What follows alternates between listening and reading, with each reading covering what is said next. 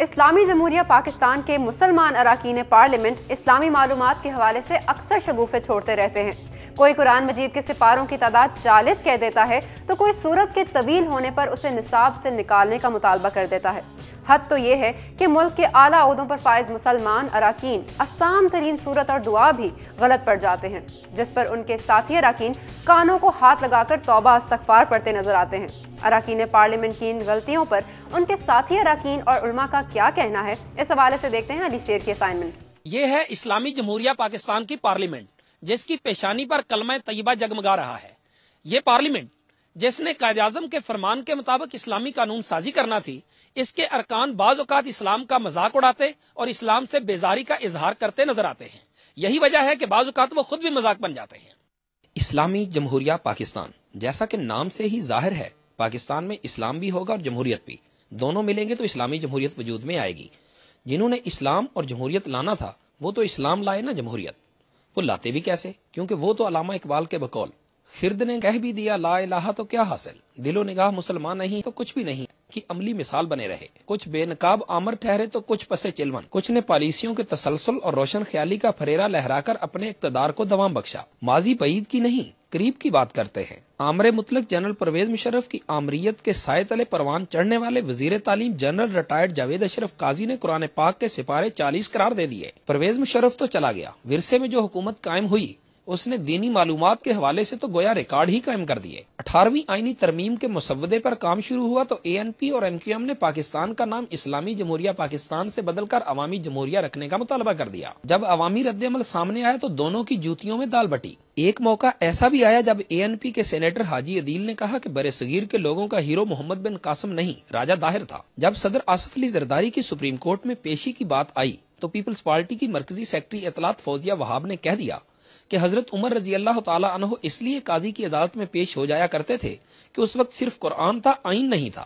جب اس پر عوامی رد عمل سامنے آیا تو غلطی تسلیم کی گئی۔ یہ تو تھے زرداری حکومت کے پروں میں پناہ لیے ہوئے چھوٹے، اب بڑے کی سنیے۔ جب سیلاب کے موقع پر سیکرٹری جنرل اقوام متحدہ بین کی مون پاکستان آئے تو مشترکہ پریس کانفرنس میں صدر آصف علی زرداری نے آیت ہی غلط پڑھ دی۔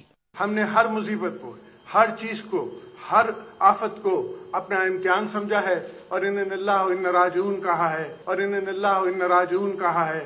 PPP کے وزیر انسانی حقوق کے وزیر تو ہیں مگر اسلامی ذمہ داریوں سے نہ بلد۔ ہم 500 پیغمبر جن پہ کتاب اتری ہے اگر ان کو نہیں مانتے تو ہمارا دین مکمل نہیں۔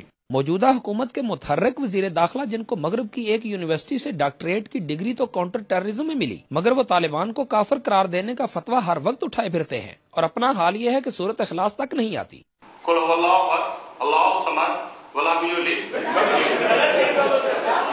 ساتھیوں نے ایک دوسرے کا بھرم رکھنے کی کوشش تو کرنا ہی ہوتی ہے۔ وفاقی وزیر داخلہ مفتی ڈاکٹر عبد الرحمان ملک کی اس غلطی کو کور کرنے کی کوشش ان کے ساتھی وزیر کرتے ہیں، مگر سوالات سے بے بس ہو کر وزیر داخلہ کو ان کے حال پر چھوڑ دینے کا مشورہ دیتے ہیں۔ قرآنی آیات جو لوگ نہیں پڑھ سکتے اس کی وجہ یہ کہ ان کی اسکولنگ جو ہے نا مدرسے کی نہیں رہی، تو کبھی ہر بندے سے یہ توقع نہ کرے کہ وہ آپ کے لیے حسن قرت کے ساتھ پڑھے گا۔ وہ رحمان ہے، قاری اور رحمان ٹھیک ہو جائے گا۔ یہ تو تھی حکومت، اب اپوزیشن کو دیکھیے۔ میاں نواز شریف آئین میں غیر مسلم قرار دیے گئے قادیانیوں کو لاہور میں بھائی کہہ گئے۔ حکومت سے الگ ہونے والی مذہبی سیاسی جماعت JUI جو حکومت میں ہوتے ہوئے تو کسی حد تک حکومتی ارکان کی دینی غلطیوں پر صرف نظر کرتی رہی، اب انہیں دلچسپ مشورہ دیتی ہے۔